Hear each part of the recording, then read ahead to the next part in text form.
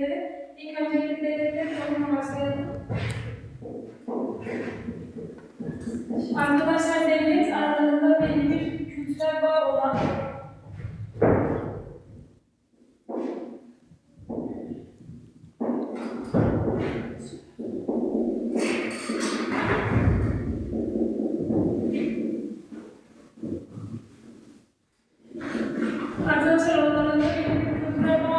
ve aynı toprak parçası üzerinde yaşayan insan aynı toprak parçasında üzerinde yaşayan insan topluluğuna devlet denir.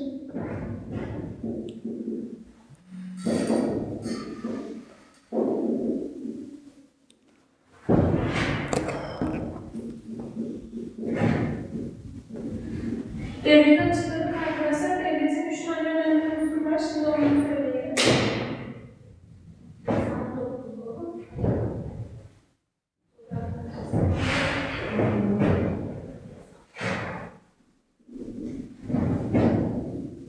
Belli bir toprak parçası olması lazım arkadaşlar.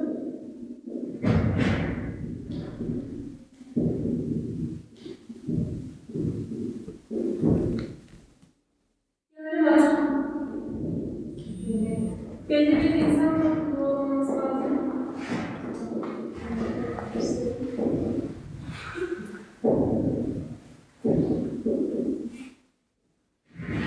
Milliyet ve egemenlik olması lazım.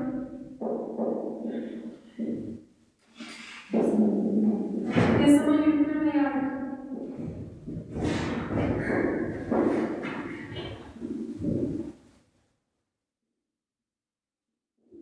Yani arkadaşlar, kısaca baktığımız zaman devlet dediğimizde devlet aralarında belli bir kültürel bağ olan ve aynı toprak parçası üzerinde yaşayan insan toplulukların oluşturduğu yönetim yerine devlet denir arkadaşlar. Devletin 3 tane önemli unsur vardır.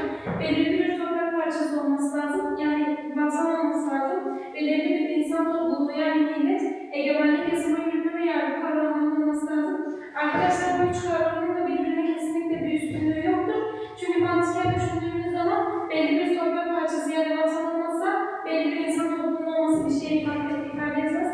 Günümüzde görüyoruz mesela Suriye'deki gibi. Hani toprakları var ama dağıldıkları için çok birlikleri var ama bir vatanları yok arkadaşlar. Öyle diyebiliriz. Şimdiki konumuz devlet şekilleri. Devlet şekilleri.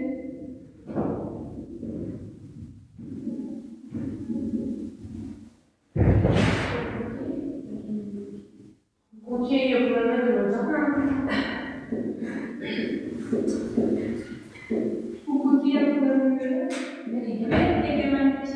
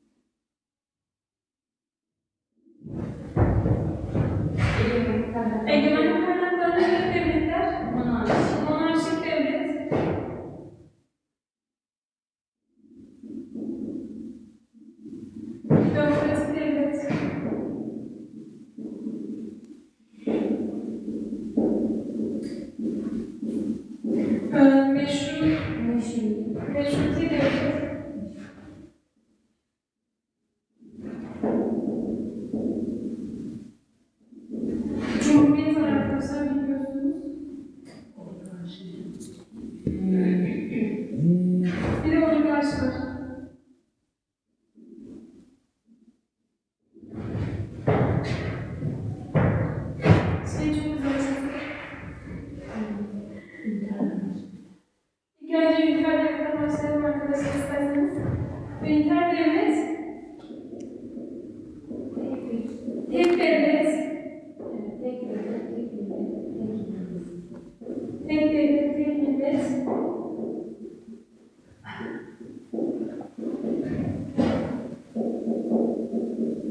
tek millet,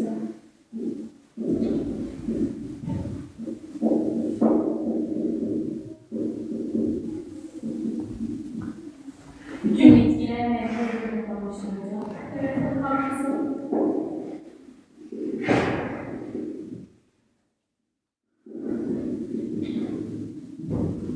Merkezde. Aynı okullarda geçebilirler. Efendim? Aynı okullarda. Evet.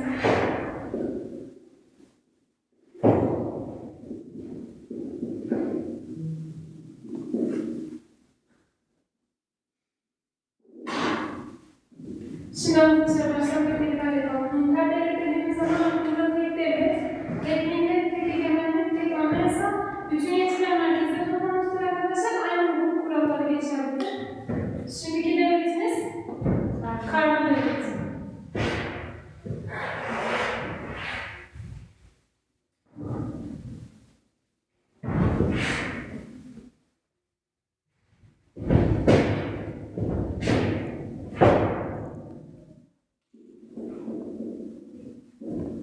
Karma devlet fikri olan yoksa Konfederal diye idrar oluyor hocam. evet, federal ve konfederal. İlk önce federalden çıkaralım.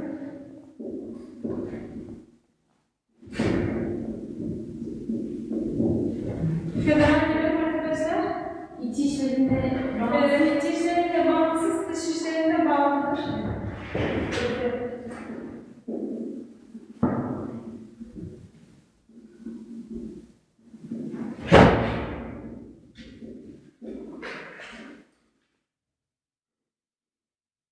Yani arkadaşlar bu devletler iç işlerinde özel devletler ama dış işlerinde başka devletlere bağlıdırlar. Özel devletlerdir.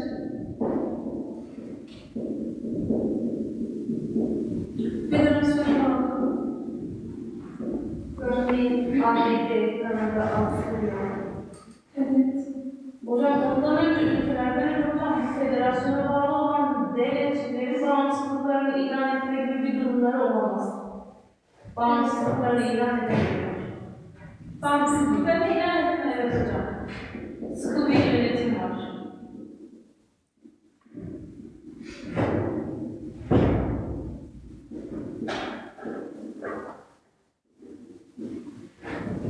sıkı bir küçük devletçikler oluşturuyor arkadaşlar.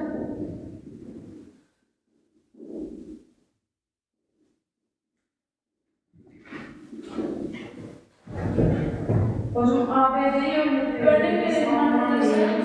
Kanada'yı. ABD,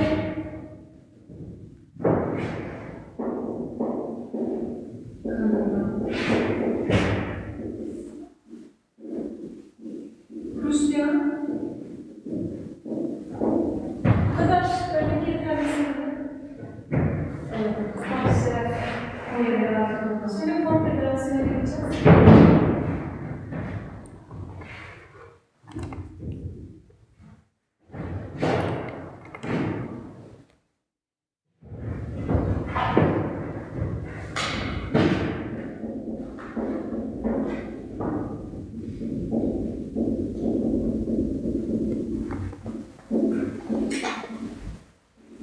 Konfederasyon devletleri arkadaşlar, Bir devlete topluluğu. efendim, Bir devlete topluluğu. bir devlet Hocam bunlar güvenlik amacıyla bir araya gelip toplanırlar. Anayasal çerçevelerde. anayasal çerçeveler dolayısıyla bir araya gelmişlerdir. Antlaşma nedeniyle hocam. Efendim? Antlaşma nedeniyle.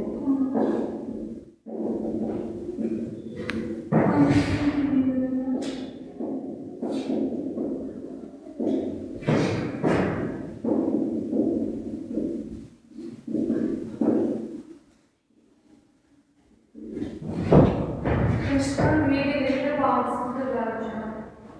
bağımsız bağımsız yani. Ve ayrılma hakkına sahip değil.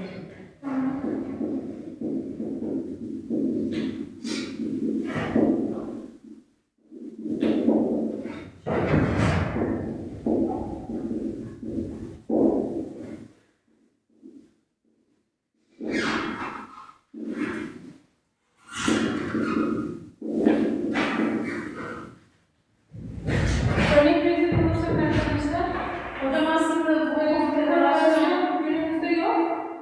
Yani ama SSCB var. orada evet vardı. Orada vardı ama günümüzde yok arkadaşlar, geçmişte var. SSCB ve Kanada Yugoslavya hocam. Ha, Yugoslavya. Çekoslovakya. Evet hocam.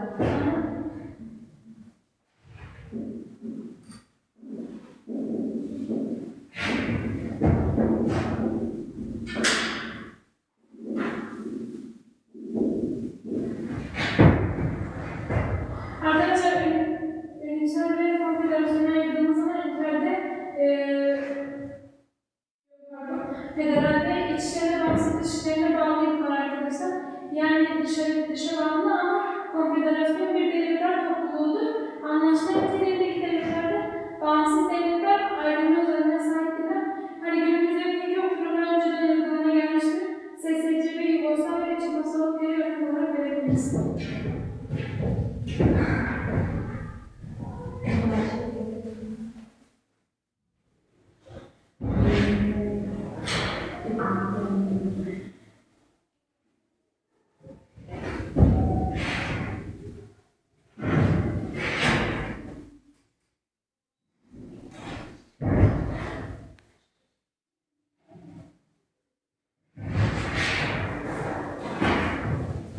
Şimdi ise egemenlik kaynaklarını devletlere geçtik arkadaşlar.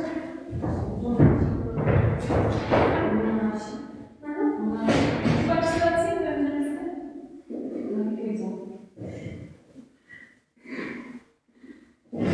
Egemenlik kaynaklarına göre devletler.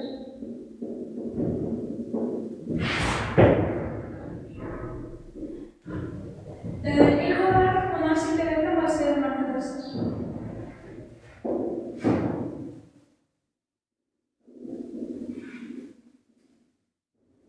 Arkadaşlar monarşi zaten mono Türk itibariyle tek demek. Yani arkadaşlar tek devlet demeyelim pardon. Tek kişinin ülkeyi yönetmesi anlamına geliyor arkadaşlar. Tek kişinin egemenliği söz konusudur.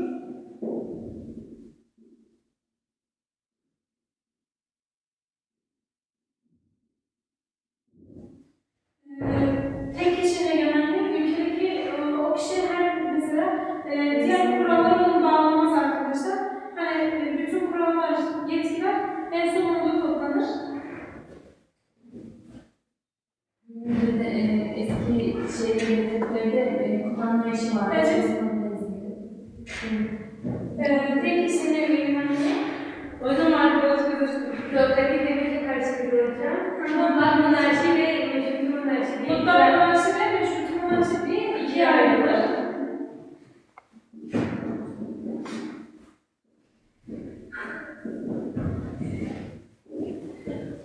Meşrut monarşi. Arkadaşlar burada monarşide kesinlikle tek kişinin egemenliği söz konusu. Tek kişi. hocam bu kral, şah, hükümdar. Evet, kral, şah, hükümdar olabilir. Kral, padişah.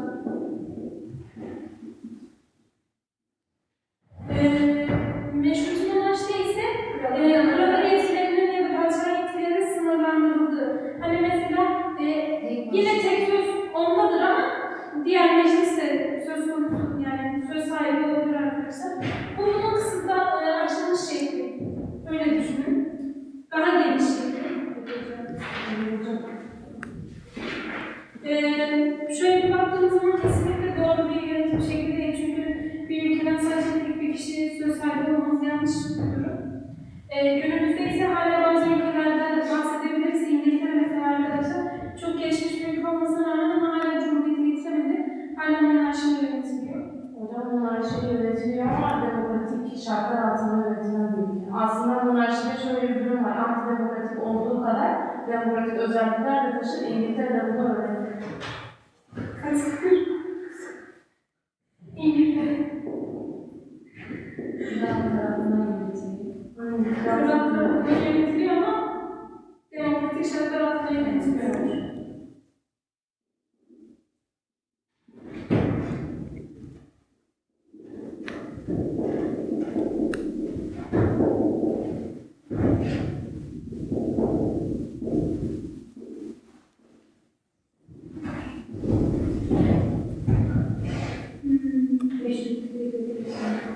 Şimdi ise meşrutiyete geçelim. Evet hocam bunun özellikleri meşruti devlet.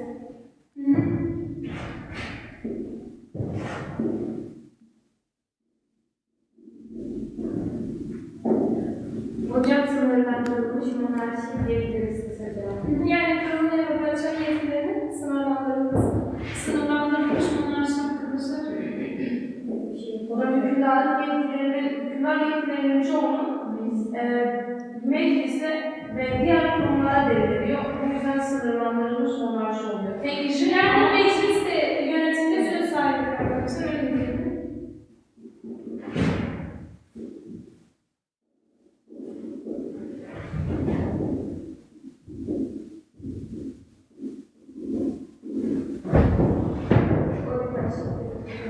Geçelim arkadaşlar. İlk önce tabletini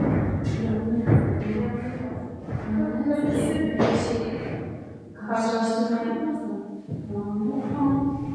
ben yansıtmak istedim. Teşekkür ederiz hocam. Ne demek canım? Oligarşi devlet.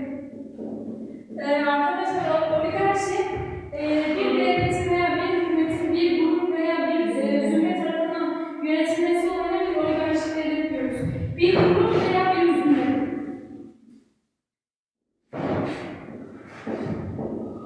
Zümre.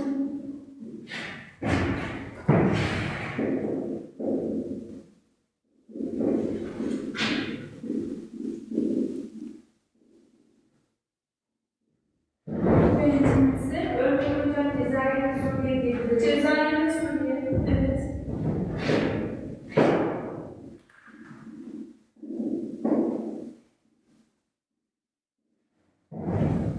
Başka sizin demek istediğiniz bir şey yok. Şimdi ise cevapları geçelim.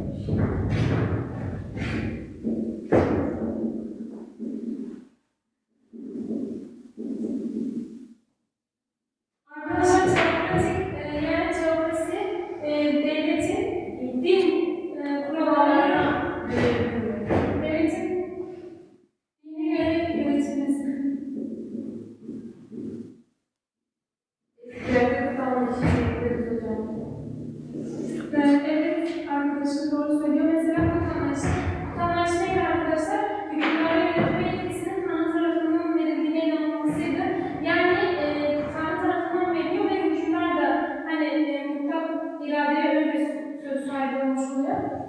Devletin dine göre yönetilmesi kesinlikle layık devlet değildir arkadaşlar. Çünkü din ve devlet işleri aynı değildir, birleşiktir. Layık devlet olma özelliğini yitirir yani.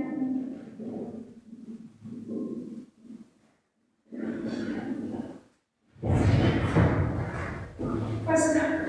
Örneğin hocam İran, Vatikan ve İsrail.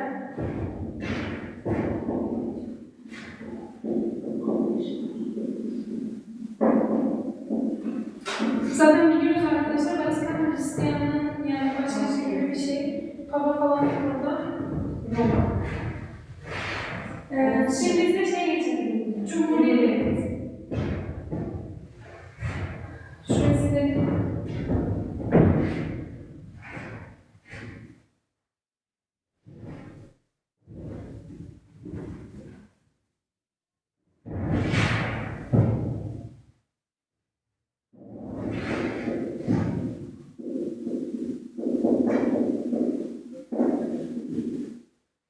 Arkadaşlar Cumhuriyet egemenliğin kaynağının toplumundan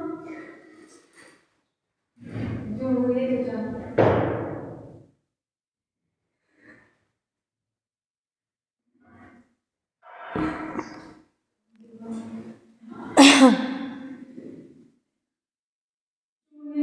geçelim.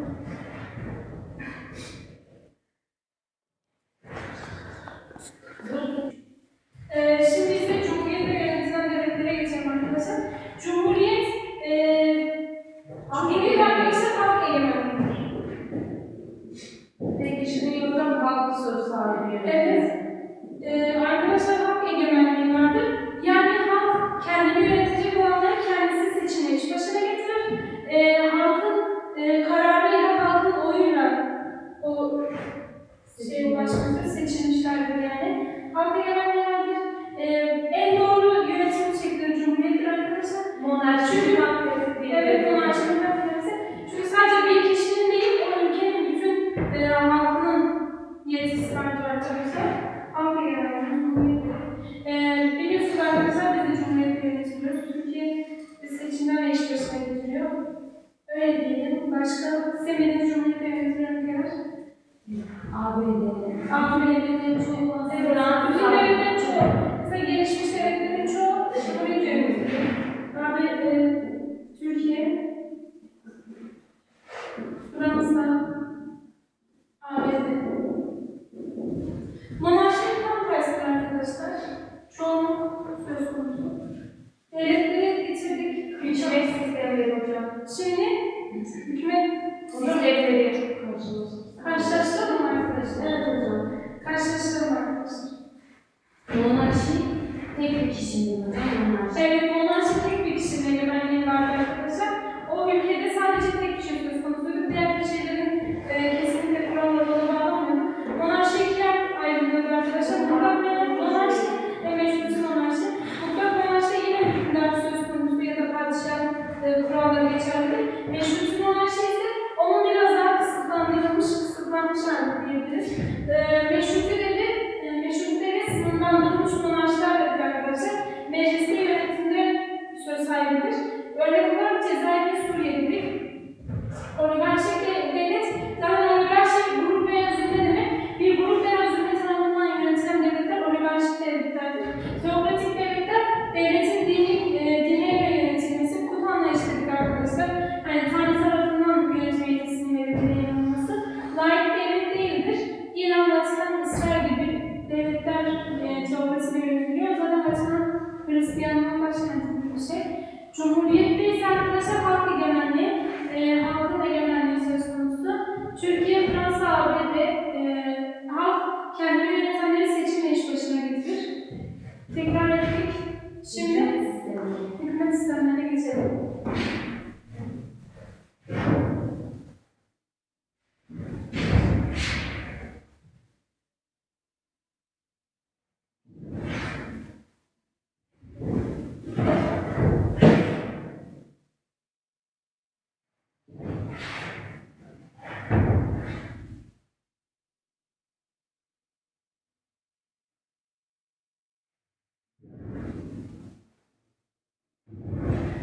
Hükümet sistemleri, hükümet sistemleri, Kuvvetler birliğine dayanan kuvvetler ayrımına dayanan.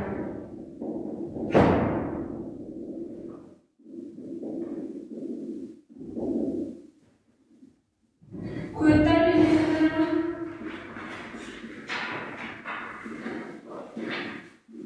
Bunda aklı başına meclis hükümet sistemi. bu yöneticilerden meclis hükümet sistemi diye.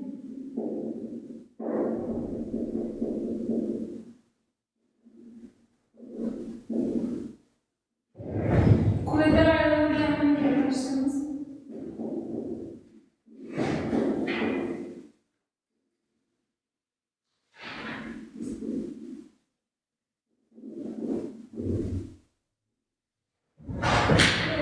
O da Dörde ayrılıyor. Üçe ayrılıyor hocam.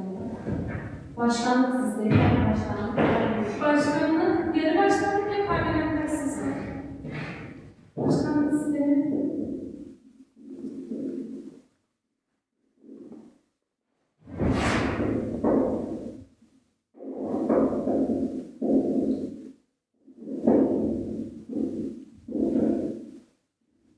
Sistemin bir de parlamenter sistemi var arkadaşlar.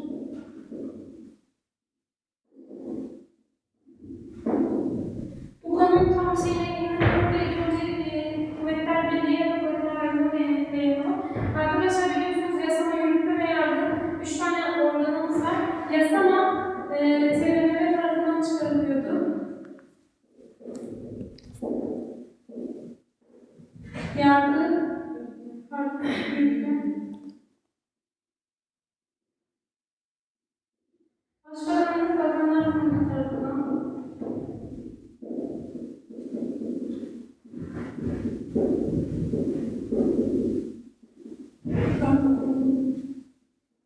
Yargı ise bağımsız mahkemeler veya anayasa mahkemeleridir.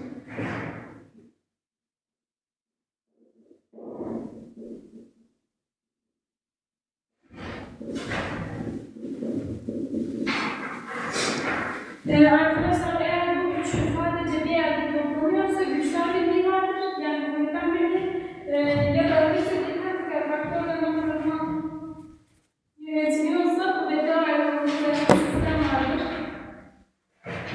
Yani ise arkadaşlar bağımsız mahkemeler tarafından oluyor. Eğer üçü farklı organ tarafından yönetiliyorsa kuvvetler ayrılığı, üçü sadece bir yani bir organ toplanıyorsa kuvvetler birliği ilkesiyle yönetiliyor bu ülke. Şimdi kuvvetler birliklerine yani meclis yönetim sistemini açıklayalım.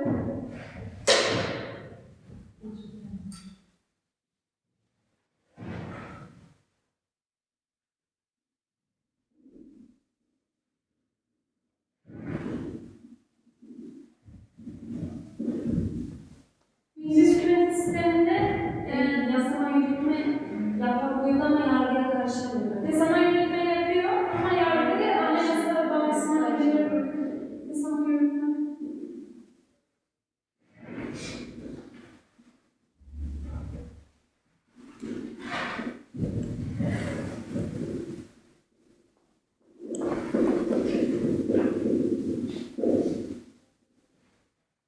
Bir görev yapıyor meclis. Evet, meclis sürekli görev.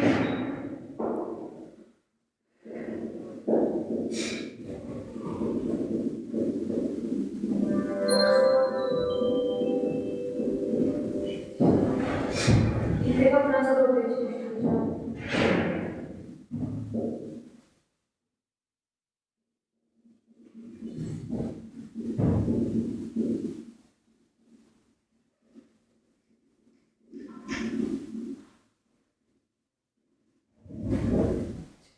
Başka demek istediğiniz yasama yürütme yapıyor, yargıya karışıyor, yargıya yapıyor. Anayasasında da meclis hükümet sistemi benzer. 1920'de Anayasası, evet.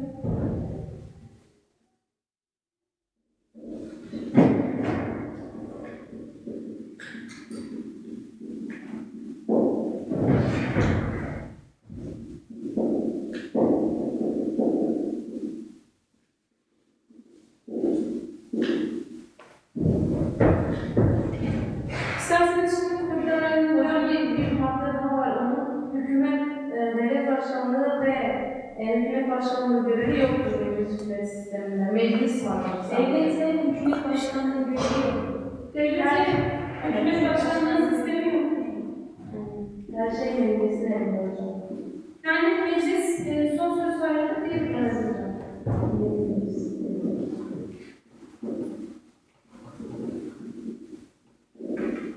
Görevi yok. Meclis son söz sahibi.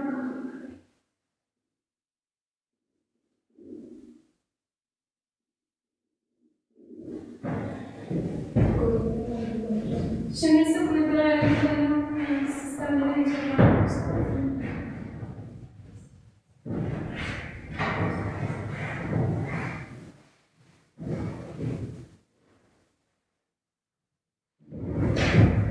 Başkanlık sisteminden başlayalım.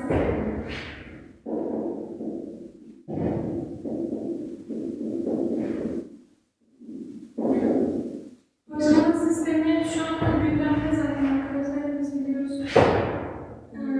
Ne diyebiliriz? Devletin hükümet başkanlığı. Hem devletin hem de hükümetin başkanıdır.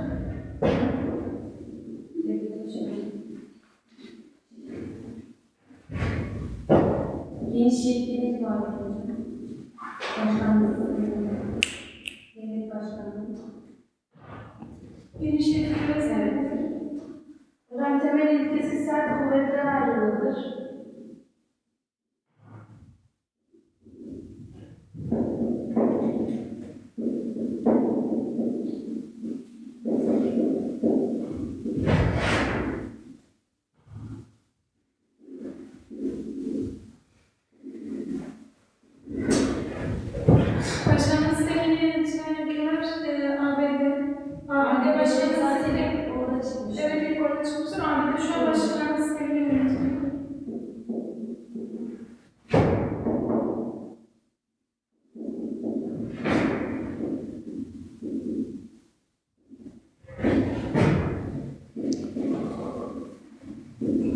Hocam başkanı bu sistemde halk seçiyor. Evet, haksızlık.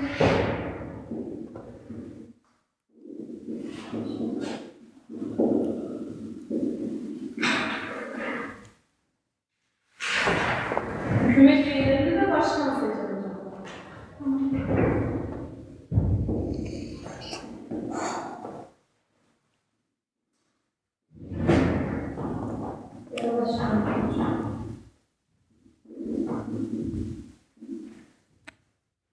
Neyse, genel başkanlık sistemine geçelim.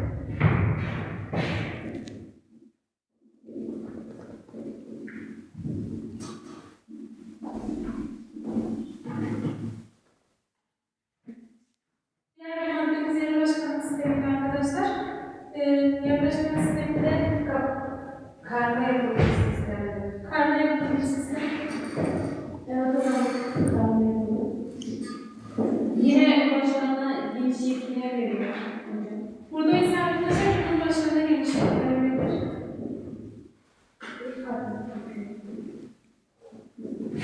Başkanı halk seçer hocam burada da.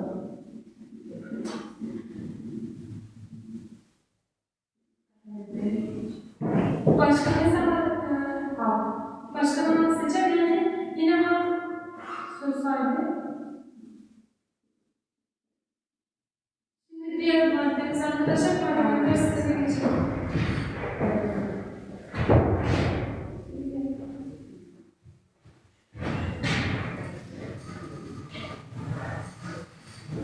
Hocam şu an Türkiye'de uygulanan sistem